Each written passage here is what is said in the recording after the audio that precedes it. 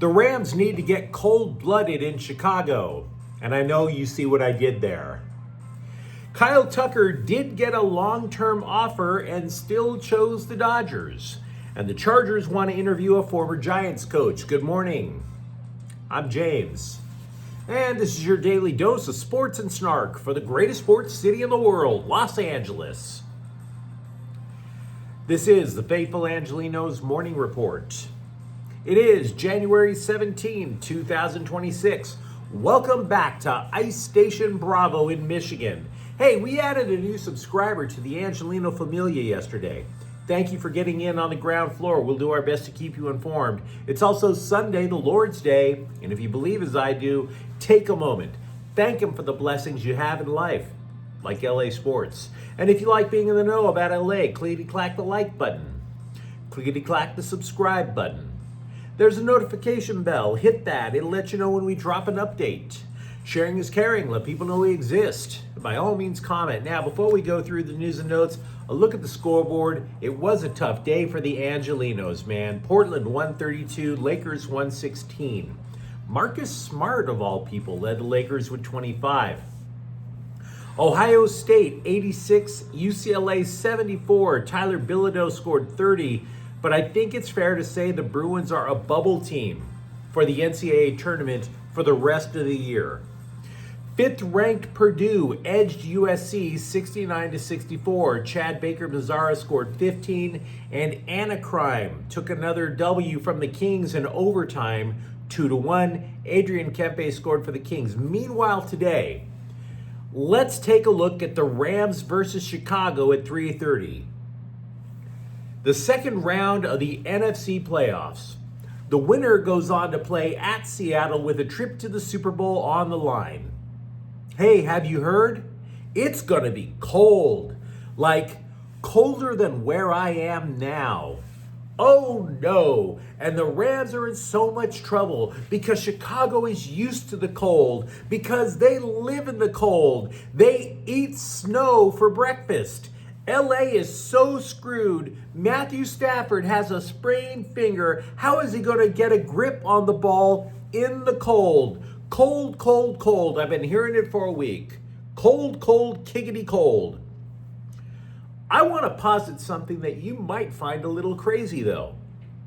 For Sean McVay, to finally get his first win in Chicago, he's 0-2 there, the Rams can out-Chicago in Chicago.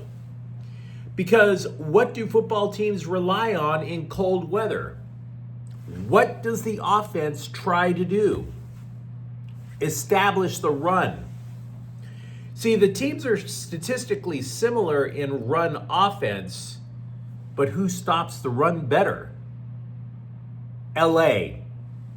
At least way better than the Bears. Chicago is 27th in the regular season in rushing yards allowed. This is where the acquisition of Poona Ford is supposed to pay off.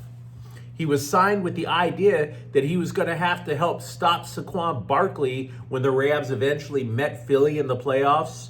Newsflash, Philly ain't there anymore. Meanwhile, the Rams' run game evolved over the last 3 years in a way that works very well in the cold. We've discussed the so-called duo offense over the last couple of years. When McVay first came to the Rams, the old offense utilized zone blocking. The 5 linemen would run like a human wall towards one side of the field or the other, and the back, Todd Gurley, would find a hole, cut into it.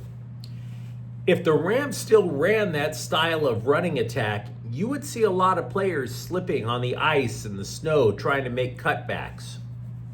McVay, on the other hand, switched course to power running behind larger linemen. Watch the Rams duo. Here's what it means. You take a center and a guard, or a guard and a tackle. They will double team the defensive tackle, with one lineman keeping an eye on the second level, a linebacker, a safety. When that linebacker or safety commits one side or another, the lineman disengages and hits him. In other words, now you have created a seam, a wall, right in the middle.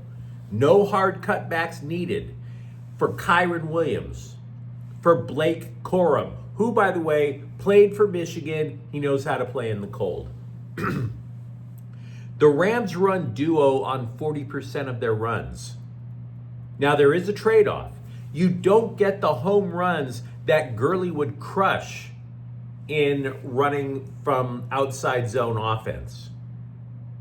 But instead, what the Rams will do with duo is keep pushing those chains down the field.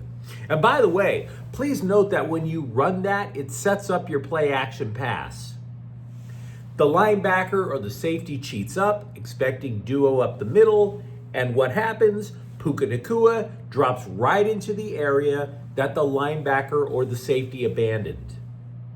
This Bears defense does not resemble anything like the fabled 46 zone from back in the day. Chicago is so susceptible to the run that the Bears will compensate by bringing up extra defenders.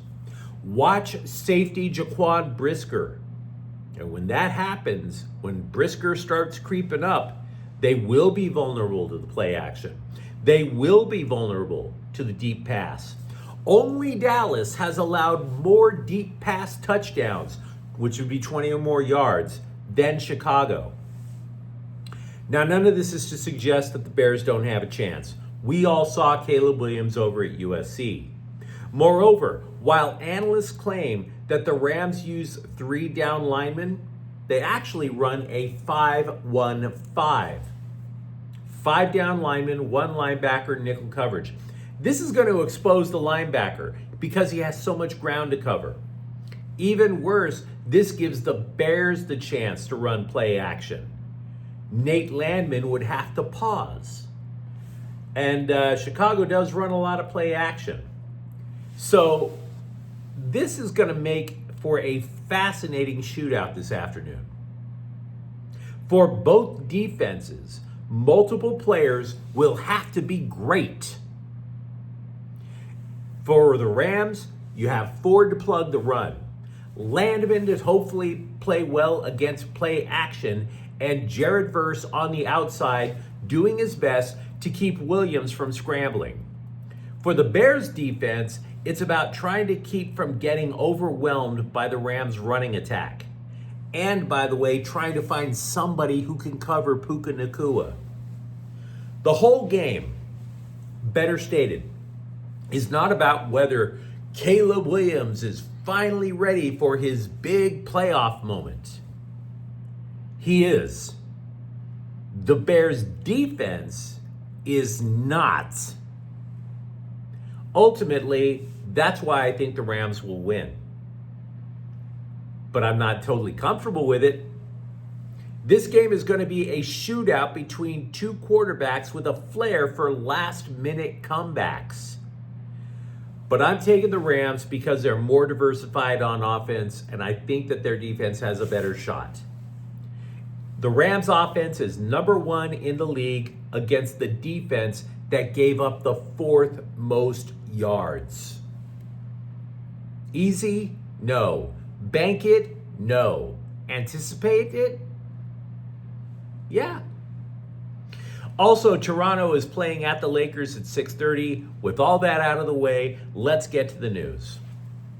We are getting the post-mortems from the pursuit of recent Dodger addition Kyle Tucker, and it seems as if LA's reputation as a championship contender outweighed a ton of factors. According to the New York Post, the Toronto Blue Jays were in fact willing to give the free agent the long-term contract that he wanted. But the annual salary was less than what he took with the Dodgers. The Jays offered a 10-year, $350 million deal. Now, the Mets also offered 4 years, just like the Dodgers, but the total was $20 million less than what the champs forked over. Now, I'm assuming New York would have matched if they were given the chance. But then you're asking yourself, which team is more likely to win a ring, the Mets or the Dodgers? That answer is kind of obvious. Also, Ken Rosenthal, Captain Bowtie from Fox Network, confirmed the Dodgers will shift Teoscar Hernandez to left field so that Tucker can man right field. We were talking about that a few days ago as it is. Now we have confirmation. Here is an interview candidate for Chargers offensive coordinator that actually makes sense. Former Giants head coach Brian Daboll. Dude was an NFL offensive coordinator 4 times. Now, you might say, wait a second, he was trash leading the Giants. Fair, very fair. But after all of these non-candidates that the beat writers, that the scribes have been trying to push on us, the guy from Miami and his testicle-hugging tapered joggers, he's a passing game innovator. Yeah, Daboll wants to establish a physical run game, no matter where he coaches, and then build off of that with the play action. It worked with Josh Allen over in Buffalo, not so much with Daniel Jones and the Giants. But that's exactly what Jim Harbaugh wants. He's not hiding the ball. He says he wants to have a physical offense. So I'm not making a prediction, by the way. The NFL Network is reporting that former Miami coach Mike McDaniel and his curious wardrobe choices will, in fact, have an interview with the Chargers. But again, I see how Daboll would resonate with Jim Harbaugh. If you're a Charger fan, let me know what you think, of course, in the comments thread. The transfer portal has closed in terms of players entering, but UCLA football continues to add to its defense. Linebacker Sammy Omosigo should compete for a starting gig. He played 36 times during his tenure with Oklahoma, including 50 tackles last year. Secondly, they added a defensive lineman, formerly of Cal, Tyson Ford. This, however, is his 3rd school, so I'm not sure he's going to be an impact guy. Much like the Rolling Stones back in the day, LAFC got their yayas out. Midfielder Yaya Boa got clipped, so he is now a free agent. Dude spent just 1 year with the Black and Gold, played in 17 matches, and scored once. So to LAFC, I totally understand.